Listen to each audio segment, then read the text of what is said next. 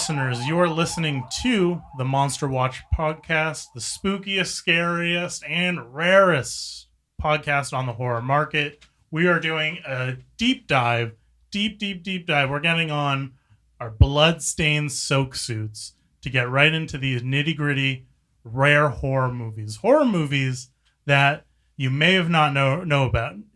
Maybe no one knows about, because these are the kind of horror movies that no one has seen. There's almost no information about these online.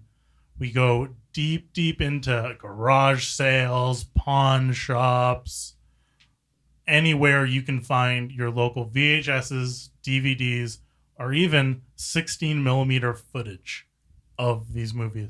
Today, we are talking about a little movie called Yell Hell, and to discuss these movies, I have my two co-hosts, Jose Balser and Francis Andersen. Jose, would you like to introduce yourself? Hey everybody, this is Jose, big horror movie fan, and Yell Hell was a fun ride. Fun ride. And Francis, Hi, would you like to introduce yourself? Absolutely. This is Francis, also a huge horror movie fan, and Yell Hell was particularly fun for me because it's not often that a horror movie has so much music in it, a musical element to it.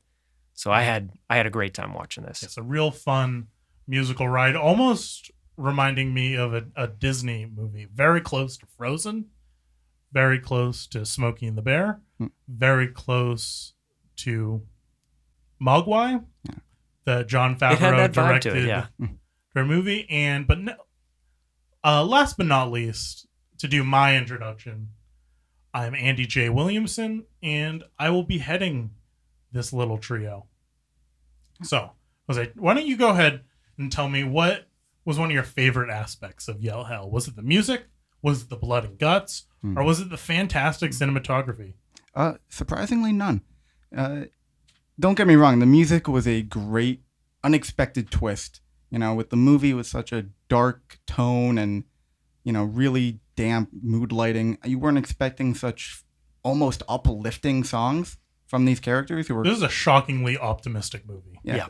Despite all the... It felt like a romp. For characters who were constantly running for their lives and avoiding sticky situations, they had such bravado in their performances.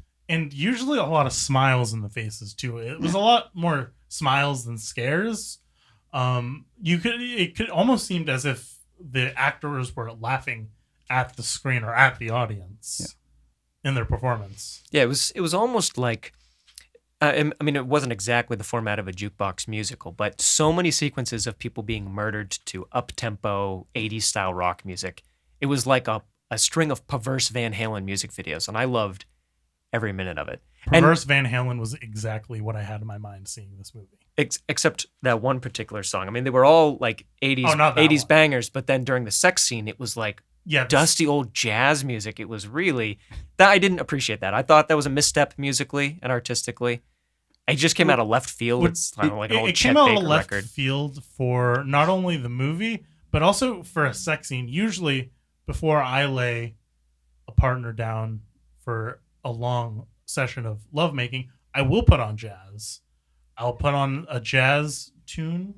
It wasn't sexy jazz, though. No. Exactly. Not sexy. It was like jazz. Benny Hill scattered, corny jazz. Yeah. It had no rhythm to it. Trumpets and stuff. It was no good. But the rest of the music, despite that one blemish on the soundtrack, the rest of the music was phenomenal. I mean, I've never been so excited to see someone, sprinting down the street with a chainsaw in my entire life.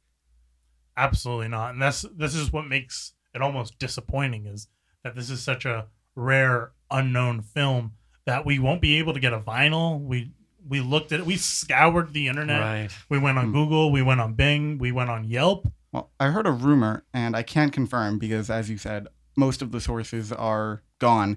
But the reason this film is so hard to come across is because the director had a mental breakdown while editing it. Is that true? He couldn't handle what was in front of him, and I don't know if it was horror or just joy. He just, he broke down. Director Jerry Spinks is no noob or newbie when it comes to musicals. He's been directing theater pieces ever since college, since his college production of Yellow Hello, which might be part of the inspiration for this movie. Being such a musical lover, adding the horror twist to this film might have been what drove him over the edge. I was about to say, I wonder if he's so well versed in musicals, it's surprising to hear that this one drove him insane. I mean, it was a very, I really have to wonder because the footage, like we said, it was a romp. It was a very thrilling, fun movie to watch. It wasn't brooding and slow and torturous. No, not at all. So you would think the editing process would be fun. I mean, unless it was just so repetitive listening to that music that it was like when they used Britney Spears to torture people in Afghanistan back in the early 2000s. Maybe it had that kind of effect on him. I don't know. You have to imagine for someone with such a musical and lighthearted background, though, editing so many scenes of that chainsaw violence you mentioned, that it could have taken a toll on him mentally. I can see that. Yeah, I can definitely see that. I've never seen a chainsaw used quite like that before. Yeah, I mean, well, I gotta say, I loved it though because he was guitar soloing on someone's body with a chainsaw, and I mean, it sounds crazy when I describe that, but when you see it, it makes perfect sense. It's tasteful. It's like air guitar. It's a tasteful air guitar. It's incredible. It's a tasteful. It's incredible. Almost reminiscent. Redefining shredding guitar. I mean, it was unbelievable. Shredding, almost reminiscent of Bill's and Ted's Excellent Adventures, and as you said, the insanity of editing the movie may have been kind of inspiration for another horror movie, Evil Ed, which almost the exact same thing happens. I never saw Evil Ed. Oh, I'll have to see that. A pleasant little movie about artistic film editor just losing his brains, much like our boy director Jerry. I would not be surprised if the creator of Evil Ed maybe knew Jerry Sphinx and took some inspiration from his story. Ed Sphinx. It makes sense. Ed Sphinx. Makes sense. This is maybe we're onto something.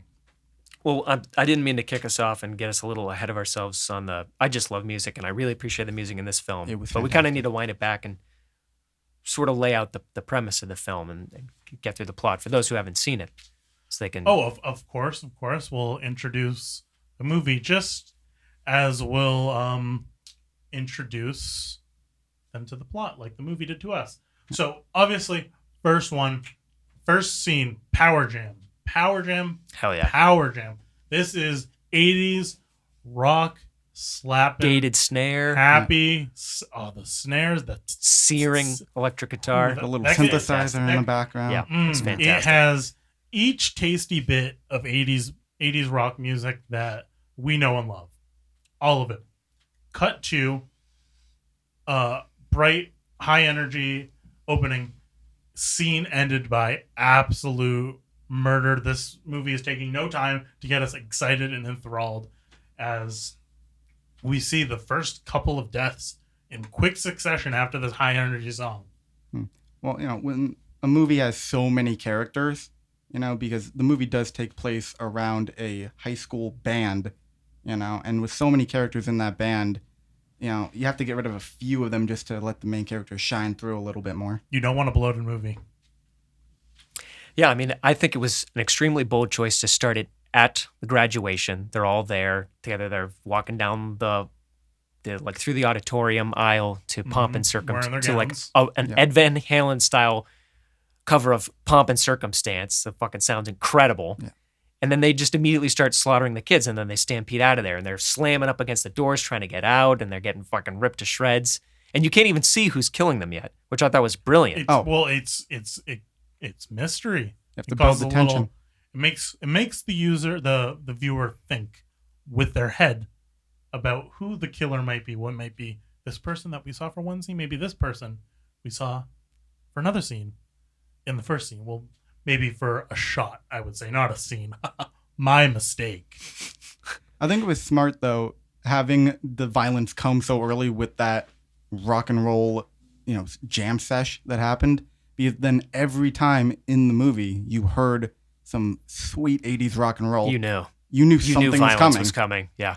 It's almost like the music was the monster in a sense. I'm sort of connecting the dots on that right now. Exactly. 80s music was the monster. I hope we're not reading too much into hidden messages, but I think you're right, you know? Sphinx knew how to properly set the scene. And I think Jerry Sphinx getting so close to this rock music that he knew. He had insight about this. He knew it was a monster. Maybe he felt himself too close to the monster. Sometimes you look at the monster and the monster look back at you.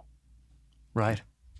Yeah, I believe in that symbolism. I mean, the like you said, the music always precedes. It's always like you hear music for a couple seconds before the violence begins. Yeah. So it's like being approached by the violence. I really enjoyed that. So, like we were saying, it starts in the high school auditorium. They're graduating. The music is fucking kick-ass. Kids start getting slaughtered. They're stampeding. You know, it cuts to the principal running away backstage in the auditorium, running away, trying the horizontal bar, trying to get out of the fire escape, but it's locked.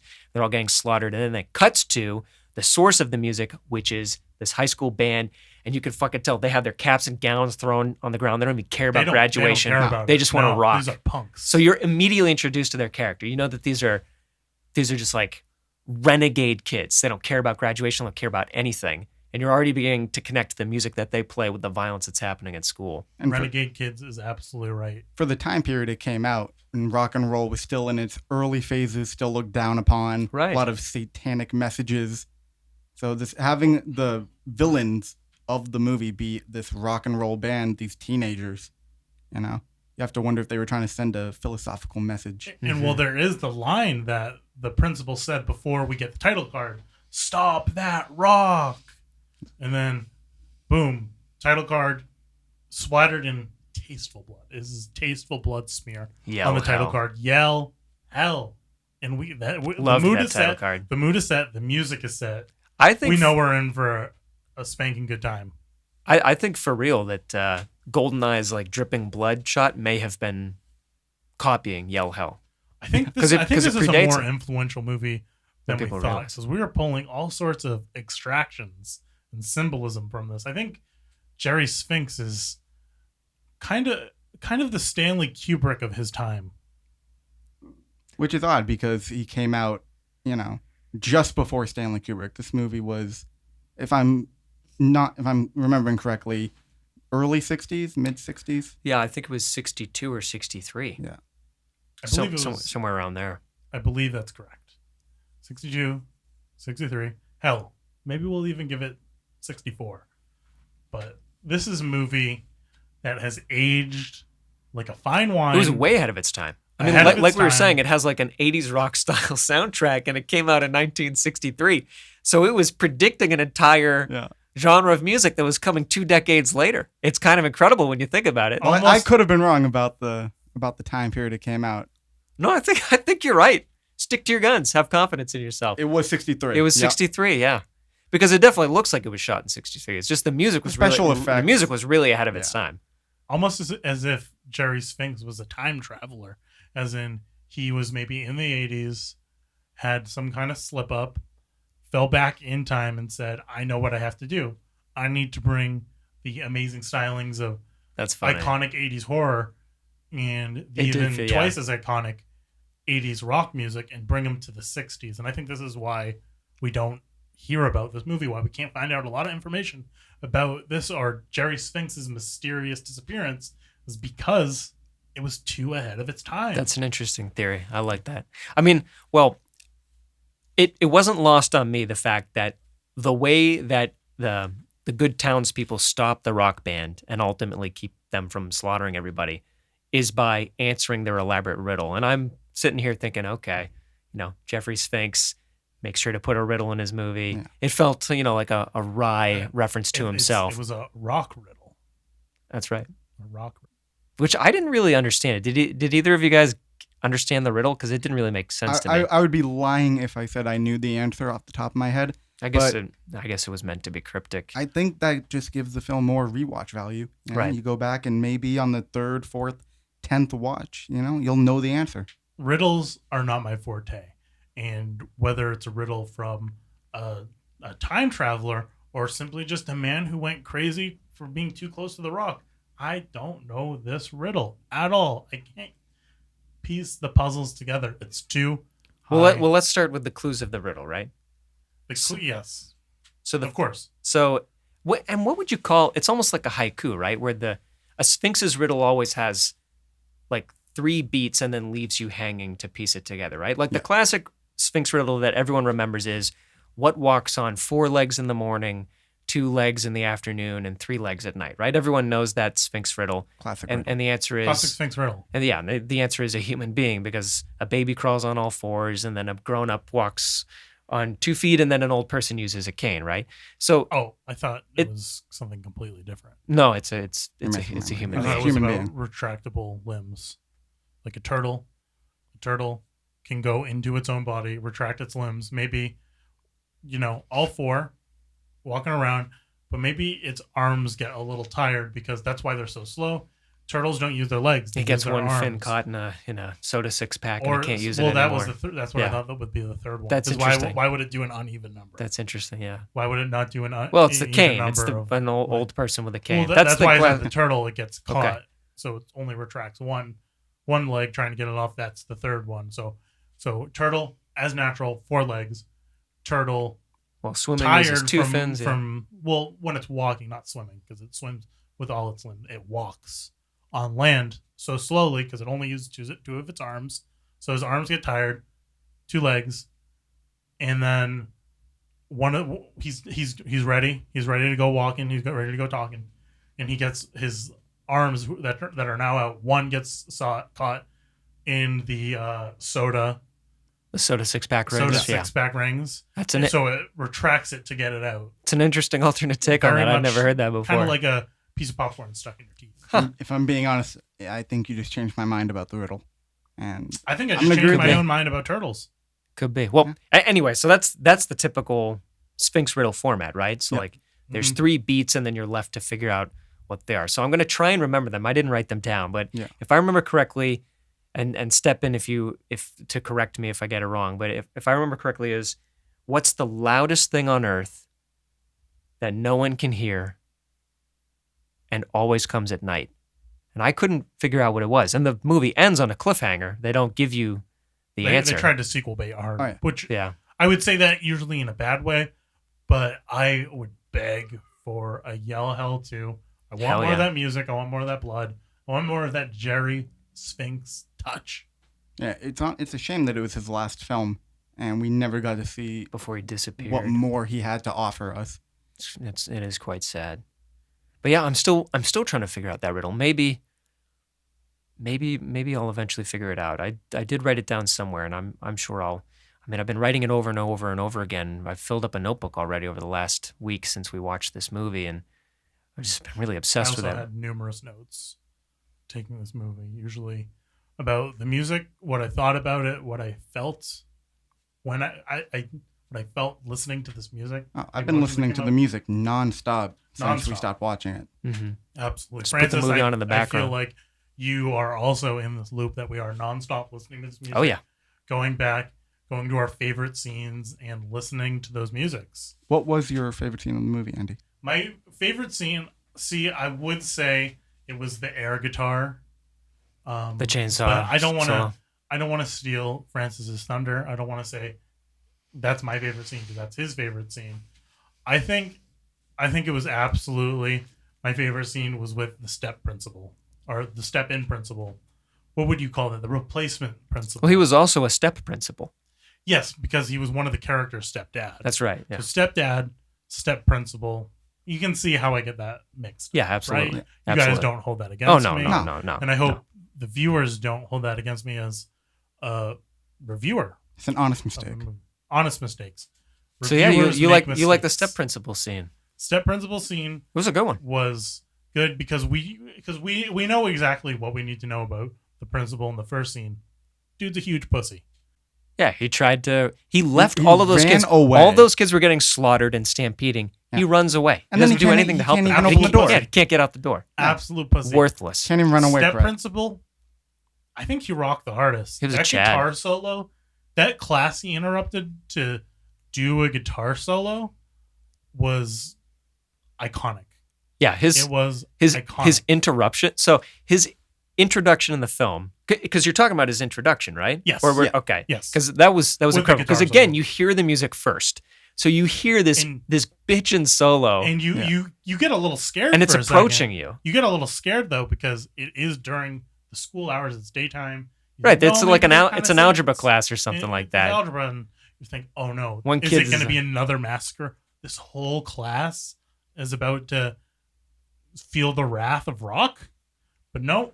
We see the door get absolutely kicked in by the new step principal, who just comes in and shreds, goes up on the desk and he shreds. He stomps his feet right in front of the students on their desks, and he shreds. He shreds in this school. Hard. Absolutely hard. I had no idea principals could pull off that, faded mohawk look so well. You wouldn't think that he was an educator. So far ahead of its time. He had a mohawk in 1963, and he's up there on the desk, and he's like, to think it was maybe the double first finger recorded tapping mohawk. It's unbelievable. Yeah. I really have to wonder where the mohawk even came from when it began. It might have come from this film. It was an accident. Maybe this actor just wanted to do his hair a little different that day. What looks the most rock and roll, and he nailed it. Well, as you know, Terry Giggins, the actor who plays the step principal, almost said grandpa for some reason. Maybe he was a grandpa. Well, but Step in many principal. ways, he's the grandfather of hard rock. He was in the classic 60s rock band Equator. That's right. Not a lot of people know of. You can go and listen to their tracks. Where he was, and trivia about that, a lot of people don't know this because they see them live and they have a bass player and a guitar player, but he played bass and guitar on the early Equator records because they didn't have a bass player in the beginning. So he's a very, very talented guy. Rumor says it was all at the same time, too, at the beginning, but that was before we had recording equipment. We had these smart, easy iPhones and Android phones to record everything. They just had tape. They just had tape. Zoomers are like, what, like Scotch tape? No. Yeah, No. we're not talking. Learn a thing or two about about the those 60s. ducks. Learn a thing or two about the 60s. The 60s were way cooler. They don't know how easy they have it nowadays. Kids these days. Oh, that's a very interesting. Back in my day, because for anyone listening who doesn't know, I was born in 1962, so I'm quite old. Oh, so you're a little older than this movie. Back in my day, you could go to college for $2,000 and buy a house for $6,000. And if you wanted a job, you just walked in and asked to talk to the manager, and you shook their hand. Mm-hmm. And these kids these days complaining, and they're on their tweet machines, and they're on their screen pads and stuff, and they're complaining about whatever nonsense is going on the Facebook. Worrying about their favorite celebrity couple. Yeah. Go back and learn a thing or two about 60s rock. Grow about up. 60s horror cinema. Anyway, sorry to go off on a tangent. It's just kids these days don't understand rock music. Well, I, being born in 2005, really have to say that those kind of statements hit really hard, really close. And I don't know if there was a mark there to hit, because I did the Facebook, I have the phone camera, and I like the rock. I guess you can say I was put in the wrong generation. Maybe if I was a time traveler, not saying he is a time traveler. I'm not making a statement saying Jerry Sphinx is a time traveler. But if he was a time traveler, and I could be put in 1962, right when you were born, hell yeah. I'd tell you not to say those things you just said in the podcast. Hell yeah. But you hit the nail on that. I don't think they're very Kids appropriate. don't appreciate rock these days. The only rock they appreciate is Dwayne Johnson and not actual good music. Yeah, who says he's going to run for president? Pfft, not my president. Anyway, like I said, I'm sorry to get us derailed on a rock tangent, but the movie is about rock music. So when you watch a movie this rock inspirational, it's going to happen. What was your favorite scene in the movie, Jose? Oh, man. I think my favorite scene almost mirrors yours, where your favorite scene was using the guitar on the human person. Hell yeah. To shred some nice tunes. Shred some intestines and some tunes. My favorite scene was when the drummer, because the band, they got a little bloodthirsty throughout the course of the movie. And they did. That you scene, would too if you feasted on blood. That scene in the middle right in the middle of the movie, where the drummer just absolutely ripped that person's back open, revealed their spine, then out of thin air almost took out his sticks and started the nastiest drum solo I've ever heard right on this guy's spine. Yeah, nasty, both in skills, in sound, and sight. Blood was flying everywhere. Every hit on a vertebrae, a different splash of blood went in his face. It's gross. Yeah, gross. It was gross, but I couldn't look away. It was like Carrie at the end of it. It's so good. That's why you love horror movies. So good. Yeah. I also love that scene. I mean, to this day, I've not seen anything like it. Yeah, I mean, I think the only way it could have been better is if when he started drumming on that person's ripped open rib cage, if it had been like vibraphone sounds, but that might have been a little too cheesy. That's a little cartoony. Yeah, I don't think Jerry Spinks would make that choice. Little cartoony. This was a serious film, but it was phenomenal. This is what they call an art house horror movie. So an art house film. We got to catch the audience up on this band. Like we know they were introduced. The band Yell Hell. They got caps and gowns thrown to the side in the garage while they're working on their rock set at the very beginning of the film. Mm-hmm. And then when the music ends, the singer tells them, all right, we got 2 weeks till our first show. And that sets the stage for the whole film. Now you know, okay, these motherfuckers are getting ready for a rock show in 2 weeks, and they're going to be killing everyone and everything in their path. They rock a little differently than the other bands. Yeah, a little rock if it was kind of literal, as almost you stone non-believer or heretic to death. I like they that. Are rocking heretics because they don't believe in their music. They don't believe in the rock, clearly, and that's kind of what the first scene demonstrates. That Yell Castle, the name of the band, don't have the support they want. So they are taking the support. They are taking it with blood and flesh, tooth and nail, dragging support for their band. 2 weeks. 2 weeks. Mm-hmm. All they need. And you know, in those 2 weeks, there's going to be some action. Major bloodshed. Bloodshed. And they kill like three other bands over the course of the movie. Yeah, I think it was kind of like they kill some dumbass, like whatever that skiffle band, that old 60s genre skiffle. They murder them in cold blood. Yeah, well, like it was very satisfying because that everybody in that band, the lead singer especially, he got on my nerves. He had such a pretentious attitude about their music. Yeah, and the way they looked down at the band. An art house musician. He's trying to be very artsy with his music, and art house musicians aren't naturally capable of understanding rock. And that's kind of the point that's trying to be made here. And that's part of the various riddles and hidden messages Jerry Spinks has laid out for us.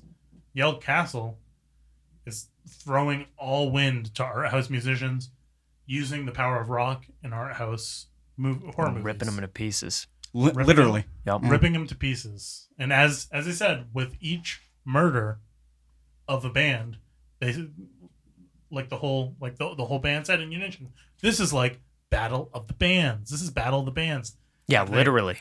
They say Battle of the Bands. Very literal, very literal. They said it each time when they murdered each one of the bands. Mm-hmm. So that's the kind of symbolism you don't see in movies today. And granted, not all of the movie was symbolism. Sometimes it was just very direct, when the guitarist ripped that solo, jumped off stage, and typically you see a guitarist bash their guitar into the stage, but being Yell Hell, they bashed it into the head of the other guitarist from the rival band. Yep. Yeah. Well, the movie's Yell Hell. Yeah, but the band. It's easy. It's easy to get them confused. You know what I'm saying. And they were playing at the Hell Castle, so it's all very confusing because they were Yell Castle playing at the Hell Castle. A lot of very similar names in this film. Well, when a reviewer kind of misses those small details, that's why people tune into reviews to get those small details that only a reviewer, someone who takes notes, someone who rewatches, re-listens, re-sees the movie, they want those little details, like knowing the difference between Yell Hell, Yell Castle, and the Hell Castle. These are things we need to know. We need to take more seriously. I think I missed the part in the film about the Hell Castle. It's okay. It's an easy mistake. You can go easy on Jose. You've been calling him Jerry Sphinx half the time anyway. It's Jeffrey Sphinx. We're all going to make mistakes. We're all going to slip up. It's all right. Well, you both are misremembering in some way. It was what were you calling him? You weren't calling him Jeffrey Sphinx. Jerry Sphinx? His name is Jeffrey Sphinx. Well, his name is okay. I just want to Jeffrey Jerry Sphinx. Again, it's really confusing. These are easy mistakes to make. I want to say that Jerry generally is Jeffrey. It's Jeffrey. I'm not. Anyway, excuse me. All right. Sorry, I didn't mean to correct you. Jerry is usually a shortened term for Jeffrey. As we all know, Jerry Seinfeld's full name is Jeffrey J. Seinfeld. I had never heard that before. Me saying Jerry Sphinx is technically not wrong. That's why I'm emphasizing the details, because at the bottom of the credits, did you guys watch the credits? I always watch the credits of every film. So I admit that I didn't watch due the process credits. to all of the talented especially people. because of the rocking music in the credits. Yeah, but I walked away to scrape my takeout into the trash. I wasn't paying attention to the credits. It does say reasonable. Jerry/Jeffrey Sphinx / Yes, it says that's curious / because it's his middle name. It says / Jeffrey it doesn't Jerry. say. Anyway, it doesn't say. I have a very artistic way to brand yourself. I have to believe you because I didn't see the word. So maybe / from Gun and Rose took this. That could be from it. That could the be. amount of inspiration that came from this movie.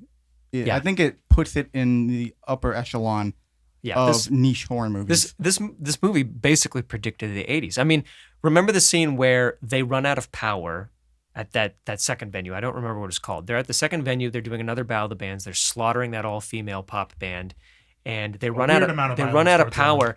And they go in back and they get this. They call it like the crate.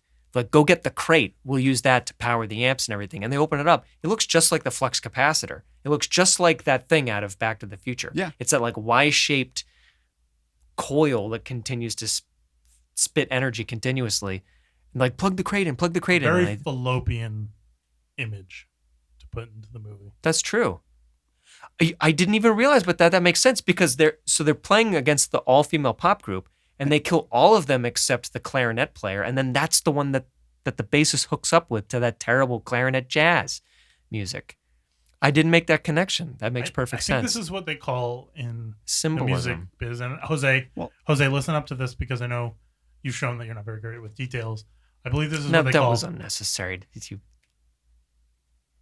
don't have to be mean to Jose. Okay, Jerry Sphinx. Excuse me. Boys. It was an honest mistake. Jerry, short for Jeffrey. You should be embarrassed. Hey, you don't need to be mean to Jose like that. Anyway, what were you trying to say? Give insider knowledge. This is what they call foreshadowing. And it's when they... Oh, yes, I've heard of foreshadowing. Foreshadow to something that will happen in the future. Like the fallopian flux capacitor tubes and jazz sex scene. I agree with you. But in my defense, it's easy to slip up on a few details when you're watching a movie that runs just north of 4 hours. It was long. I will say that. It was long. You don't see many of them, especially made back then with the limited resources they had. Which is a testament to how good the music is, that it just propels you through this. Because what was it, like 3 hours and 50 minutes or something like that? It plays very quickly because of how great the music is. I don't want to point this out again, but as I said, the details. Francis himself, 3 hours, 50 minutes. He knew it by the dot. You said 4 hours. I was guesstimating. It's a little more. Hey, that's why there's three of us, right? We all pitch in. I'm just saying it's the details. We lose credibility when we don't give the little details. That's true. I'll try to be mindful of the little details. Speaking of little details, did y'all notice that when the bassist and the clarinet player from the other band are having sex, she's wearing suspenders, and I don't even know what they're attached to because they're supposed to be having sex, but you only see them from the waist up, and she's wearing suspenders, and they're covering her nipples, which I understand. Maybe that's all it was, is they needed something to cover her nipples. They couldn't be too risque back then. But it's like, what are the suspenders attached to? If you're having sex, are you wearing pants? Are you wearing? My best guess was they go down and it's a strap for her clarinet, which I assume she always carries. Because every scene she had her clarinet in hand, an interesting fan ready to theory. go. I thought the straps were absolutely sexy. I thought they were being attached to a hot piece of underwear or lingerie. That could be. Yeah, he could have just been pulling it aside. Was down there because there was a lot of imagination you need to use with that sex scene because our band member who's doing the sex on her is making all sorts of movements. He's going back and forth, left and right, around town, as I think they call it. Is that a sex move you guys are familiar with? The round town? The round town poundage? The roundhouse? I've heard it spoken. I have not attempted it yet. I've heard it called the roundhouse, if we're thinking of the same thing. The roundhouse. Mm-hmm. Well, not to be mistaken for the roadhouse, which is very, very different. And I do not recommend. A very different movie. This movie, no Patrick Swayze. Which, now that I think about it, though, the Roadhouse, the Patrick Swayze movie, might have also taken inspiration from Yell Hell. That's true. In Roadhouse, Patrick Swayze does a lot of kicking. And when the step principal came in, he kicked every door down before he entered the scene. Well, also, remember, the step principal comes in. So the step principal comes in at some point. I think it was like those two kids were fighting, right? And the teacher was going to break them up. The step principal comes in, grabs the kid by the collar and says, "I used to fuck guys like you in prison." And I'm pretty sure that's where that line comes from. I think Patrick Swayze directly plagiarized Yell Hell. I'm pretty sure that's where that line came from. Because that's a famous line. But this is 1963. And this isn't a famous movie, even though, can we agree right now, it should be a famous movie. Francis, do you agree that this should be a famous movie? I think although some of the production value stuff made it a little weak and the plot was a little convoluted, we're having a little trouble remembering it. Despite that, I still think it was an absolute classic. When you break it down to its bare bones, it's a rock and roll band with great music and some very disturbingly memorable murder scenes. Yeah. And everything else is just extra. You don't need, all of the special lights and flashes. What was your favorite kill? Let's talk about our favorite kills. I think we both described our favorite kill. Yeah. Oh, our favorite kill overall. I already named the chainsaw solo, but there's another one I want to talk about too, but I want to hear your favorite kills. I'd have to say, Jose's favorite scene involved drumming. Mine involved the drumsticks when the drummer of Yell Castle, the name of the band, Jose? Yes. Not necessary, but okay. Go on. Yell Hell was something else. Yes. Well, it's the name of the movie. Yeah. Yell Castle? Listen, okay. What was go on with your favorite scene? Where the drummer took the drumsticks and jammed them into one of the party boys, the third band, his ears. Yeah, that was gross. It was kind of weird how he lifted it and the head just kind of instantly tore off. You kind of imagine someone was pulling from the other side, or that he was maybe holding down or something, but the head just kind of popped off. I guess it's some kind of way in pressure point in the ear that makes your neck nice and loose, the skin thin, right, and easy to pop right off. This is kind of body work that I'm not aware of. I like that one too. Jerry, or as you guys like to say it, Jose, Jeffrey Sphinx. Would know about the body. Jerry Sphinx. Yeah. Jerry Sphinx. Yeah. Anyway, I also like that one. That one was a little unrealistic, but I did really like it. The gout of blood, it was beautiful. They shot purple light through gouts of blood coming out of his neck. It was a little tasteless, you might be able to say. It was very slasher-esque. Yeah, I liked it though. But I thought it was a little fun. It was a fun murder. Yeah, I liked it a lot. In such a and I love when he pretends it's a motorcycle and he's like, that was pretty good. That was funny. Yeah, that's funny. You got a good kind of laugh. Jose, what was your favorite kill? Oh, well, the type of kills I enjoy, that was a stylistic kill. It looked very nice. I prefer the good old blood and gore. Just get them drenched in the other person. As much blood as possible. Mm-hmm. Yeah. Bags and bags. Which might be why I like those. Which was your favorite? Yeah. There were a lot to choose from, but near the end of the movie, and slight spoiler alert, but that's why you're listening, when the step principal confronts the band and he's trying to take them down, and the lead singer takes the microphone and shoves it down the step principal's throat, and he just starts gagging up his innards. That was gruesome. And at the end, when his body's on the ground and he's gagging, and the microphone just pops back up on top of him, just covered in his blood. That was gross. Yeah. That was gross. And it was a sad end to a very vulgar, badass character. That Foley work was incredible. It was a little upsetting to me. Those sound effects were incredible. It really sounded like a microphone in somebody's guts. It was very professional. Yeah.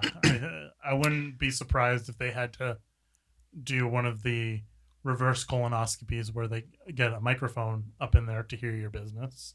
Let me tell you, hearing and seeing are kind of senses that go hand in hand. Let me tell you another one of my favorite, and call me a little sadistic. I like the ones that feel kind of realistic. Mm-hmm. When they're like, it's the third or fourth band that they're killing at this point, and one of them is trying to drag themselves away, and they pick him up and they stuff him into the kick drum, stuff him in the fetal position, the kick drum, and lock him in there. And then the drummer does a double bass kick solo and basically like blenders this guy to death in the kick drum. Is just killed by the percussive force of his rad drum solo. That was amazing. And he's rolling around in there like a lobster boiling in a plot. It was gruesome. It was hard to watch. I think we can all agree, based on each of us describing a different scene, that the drummer in this film had some of the best kills absolutely. in the whole movie. I think you beat on a drum all day. You beat on a drum all day in a band, it's going to turn into a person. It's aggression, It's pure aggression. Pure aggression. Drums are an aggressive instrument for an aggressive boy, and these are aggressive murders, so it all works hand in hand. This is what we're talking about with the riddles and the kind of complexity of Jerry/Jeffrey Sphinx in his symbology, his work, the cinematography, everything about it makes sense. I will say the only choice I questioned was the decision to give the bassist love interest with the clarinet player in a film where they were destroying and murdering all of the competition. Yeah. And with no dialogue, even and the music player was absolutely completely silent. The clarinet player was absolutely completely silent. I think he said one word, didn't he? I think when they went to the drive-thru, he said nuggets from the back seat when they were ordering food. I think he said. But you can barely nuggets. Hear it because someone else is talking. He was like talking over. But it does. That is a kind of scene that hits hard. Nuggets. Yeah. Nuggets. He has the emotional core. Had a very soft voice too. I see why he's the one. Maybe not exactly emotional core, but emotional catalyst. Nuggets. We know he loves the clarinet player. The clarinet player loves him. They make love, and it is hard to say make love when you have such awful clarinet jazz music. And she's still covered in the blood of her other bandmates. Yeah, she moved on very quickly. It was unsettling. Yeah, it almost seemed like it wasn't an issue for her at all.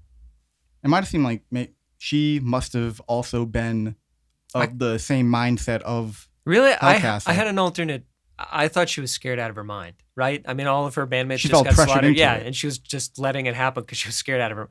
I mean, maybe that's just my interpretation of it, but it felt like she was scared out of her mind. The whole scene was just awkward as hell. I mean, it's weird jazz music. She's wearing what looked like suspenders. She's covered in blood. Well, upon rewatch, I did rewatch, go through that scene, through the details, Jose, and covered my ears so I could block out the jazz music. Right. And I think when you watch a movie without the volume, it completely changes the context. That's true. You really get the hints of the What did you pick up? What were you picking up? I was picking up love. Really? What I was picking up. Okay. So you disagree? You think it's just my love at first sight when they met the clarinet player, just I don't care about my band, and fell in love with our bassist. I care about bass and I care about nuggets. And that's what I got. That's what I got. I think that's my reading. I think it's great when a film can provide two different but valid perceptions of the scene. Mm-hmm. Yeah, but one is most likely more right than the other, Jose. I guess we wouldn't know unless we talked to Jerry Sphinx. Jerry Sphinx. Slash is implied. Well, hopefully he'll come back. I mean, he's been disappeared now for... If he reappeared one day... 80 years. I would love because this to was talk his to that last man. film. As we talked about, this was his last film. He could very easily be alive, though, because I don't know if you know, one of the details I picked up was when I was researching him. He made this film when he was just 20 years old. That's true. So he was a youngin'. So he would only be about... He'd only be about 100 years old? 98, I think, yeah. He burned out quick. 97. It's better to burn out and fade away, which might have been inspiration for... I don't know. What is that a reference to? Rolling Stones. Rolling Stones. That's right. Rock band. Jerry Sphinx. Jerry/Jeffrey Sphinx. Slash from Guns N' Roses.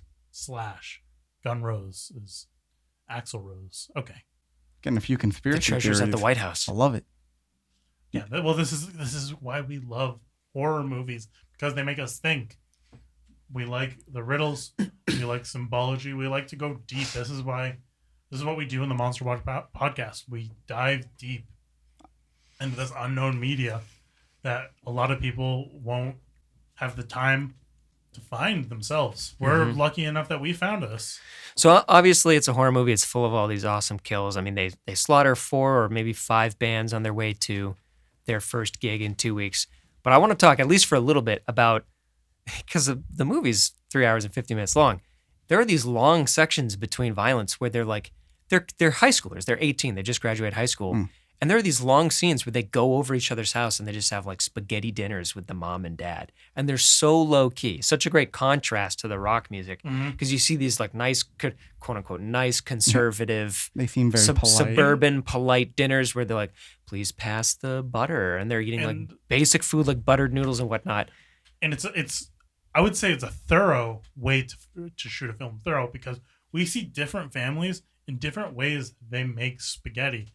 Some like to put a little salt before they boil the spaghetti. Some one of the, I don't want to say this, but the Savage family cracked the spaghetti. I don't want you to say it's savage. Short spaghetti. I don't know anything grosser. Cracked They're it, not then savage. boiled it. They're but plumbers. Then we have another little elegance. They put a little olive oil before they're boiling it. That's what I like to do with my spaghetti. Is put a little olive oil, give it a little flavor. And I did like how there were 4 families and 4 types of spaghetti. You had elbow macaroni, you had bow tie ziti, you had fettuccine, and then you had the little wagon wheels. I thought that was nice. The little wagon wheels were always my favorite. Each family ate their wagon wheels own pasta. I hard. kind of have a hankering for. Do you want to go out to dinner after this and maybe go to the restaurant and pick up some spaghetti? I think you described all of those different types of pasta so well. I might get one of each. Yeah, I'm suddenly really hungry for maybe a chicken cordon bleu or something like that. And anyway, sorry, I certainly don't know what either of you are talking about. I'm really hungry at the moment. Talking about getting dinner, maybe a swordfish. Sorry, I didn't mean to distract. You guys didn't eat before coming here to record the podcast? No, it's 4 p.m. Jose, I can't with you today. That's all the details. You aren't making sure to eat. I didn't eat either. Get ready. It's too early for dinner. We have dinner after this. I had a late breakfast. See, that's what I'm talking about, Jose. He's late breakfast, which he usually considers 1 p.m., and I just don't think it's appropriate. Oh, I had a regular lunch, and anyway, sorry. The movie is 4 hours long when you add the 10-minute credit scene. It's 10 minutes of credits. That's right. True. That's true. I include the credits because when we go out to eat spaghetti, you can eat crow. Okay, right here on the Monster Podcast right now, I'd like to make. Tell the people what you want to say. I would like to make a public right here, right now on the Monster Podcast. Monster Watch. There's a detail for you. Monster Watch. I'm so flustered that I can hardly finish my sentence. You're unraveling. Right here, right now on the Monster Watch Podcast, I would like to publicly apologize to Jose. I was not fair at saying he didn't understand that the movie was 3 hours, 50 minutes. It is a 3 hour, 50-minute movie plus a 10-minute long credit. Which is just as important as the rest of the movie because I like to give credit to the people who put hard work into the film. And I apologize for calling you out. Well, credit where credit. I forgive you because technically the movie is 3 hours, 50 minutes. And I see where you're coming from. And you're very gracious and brave and big of you to apologize, but I still do not find it appropriate. I wouldn't say I apologize. I accept your apology. Well, I accept, and if you choose to apologize, I still do not think it's really appropriate to have a late breakfast and then discuss dinner. I will follow the lead. Podcast. I will follow the lead of my favorite character in Yell Hell, the drummer, and not apologize for any actions and go my own way. Do what I want to do. To get us back on topic, that guy was ruthless. He was a ruthless baddie. Ruthless. I know the lead singer. The lead singer was the leader of the band, but the drummer, I think he was running the show. He was running the show. Unhinged, yeah. He was the leader of the band in the same way. Well, that's rock music, right? There's always a front man usually playing guitar, but the core of rock music is the drum kit. Mm-hmm. What do you have without that? Nothing. You need the rhythm. Anyone who's heard of the Beatles, they'll tell you right away. Ringo Starr. He was the Ringo star Starr, of the Beatles. He's the star of the Beatles. He is the glue. Absolutely, he was. Yeah, and when this movie was coming out with all the music inspiration, I imagine that Jerry Spinks was listening to a lot of Beatles, given the time period. Had to have been. I mean, it was right around the same time, right? The Beatles, I think, their first single came out, "Love Me Do," came out in 1962, 1963, so it was right around that time. You were born around that time period, so you would know better than we would. Well, I was, I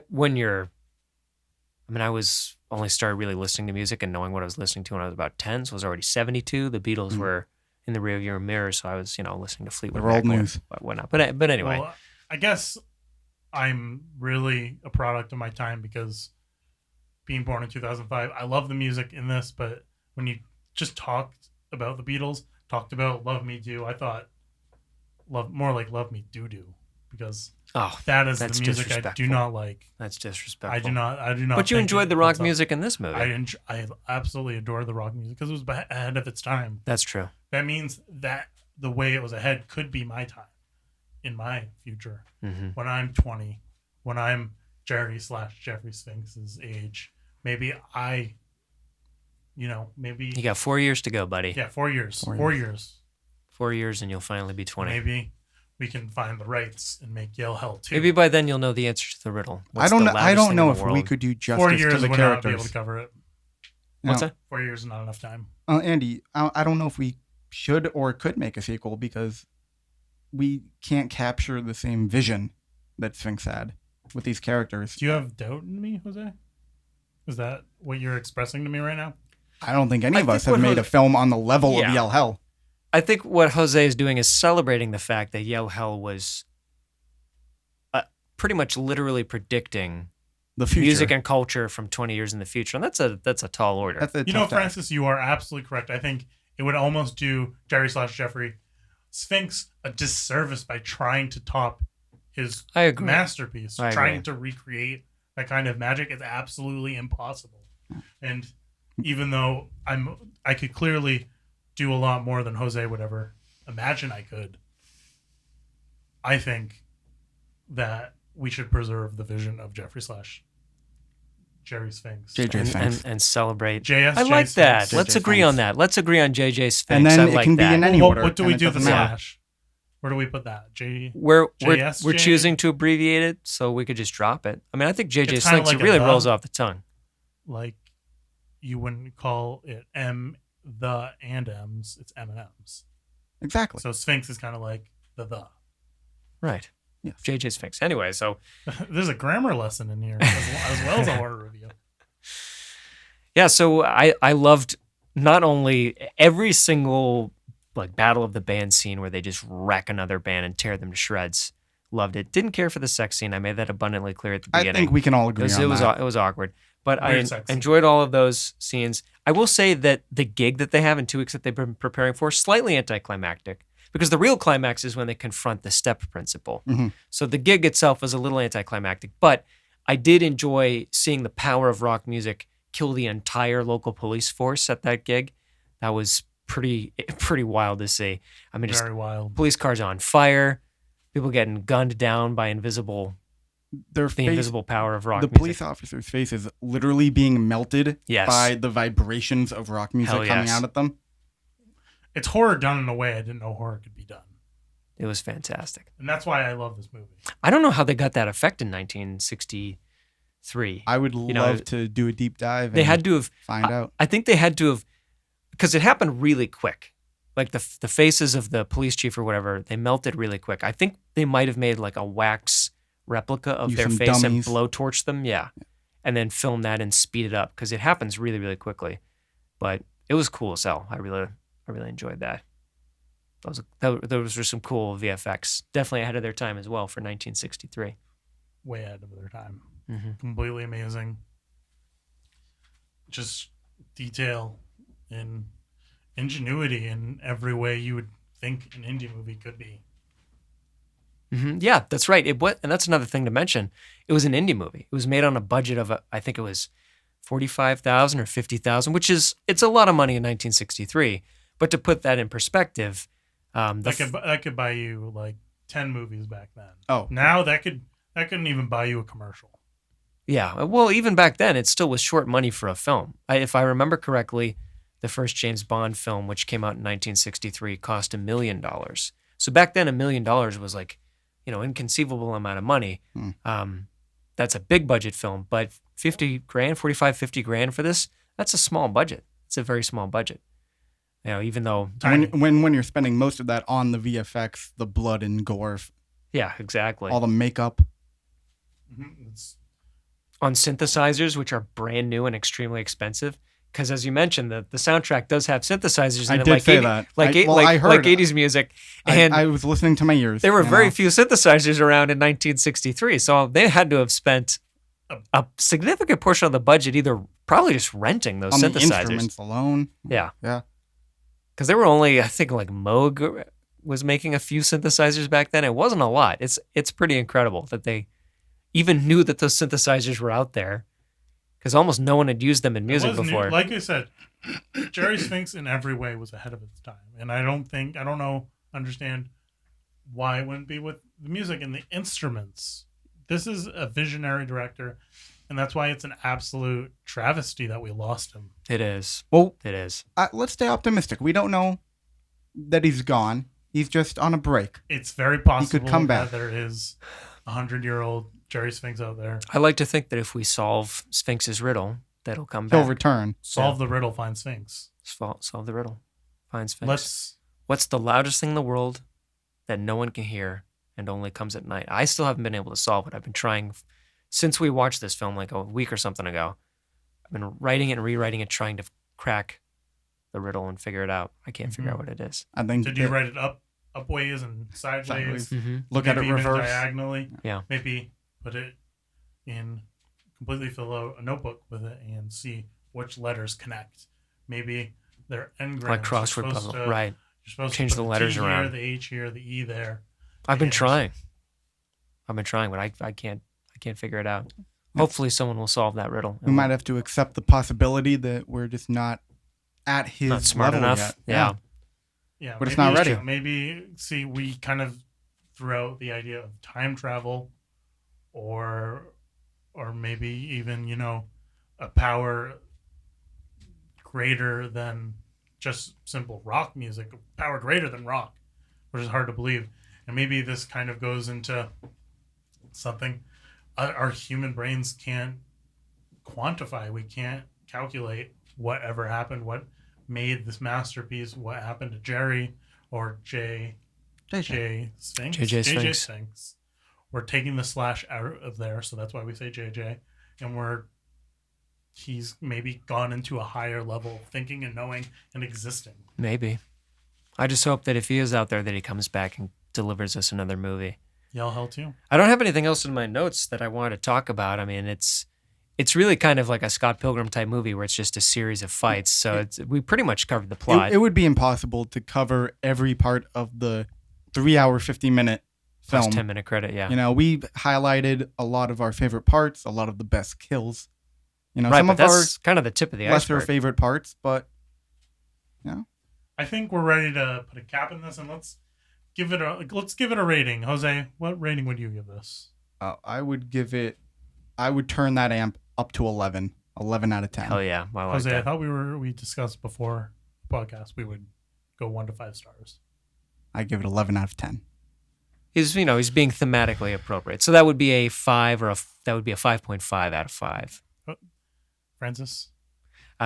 In the 1 to 5 scale, so as not to ruffle any feathers, I'm going to give it, I'm a bit of a harsh critic. I'm going to give it a 4. Like I said, there's some production value issues, and the sex scene, which I kind of read as a rape scene. I mean, I understand that's just my interpretation of it, but that was really off-putting. So there were just a couple blemishes here and there that keep it from being a perfect film for me, but I do think it was fantastic. And this music, this 80s music presaged 20 years in advance. That's what that alone is it.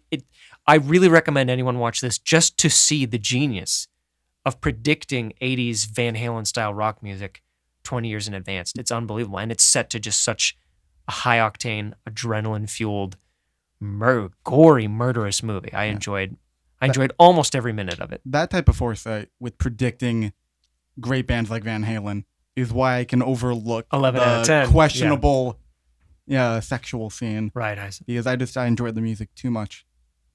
And for you, Andy? Francis, I think 4 is a fair score, but I will go with 5 Soren rock and guitars.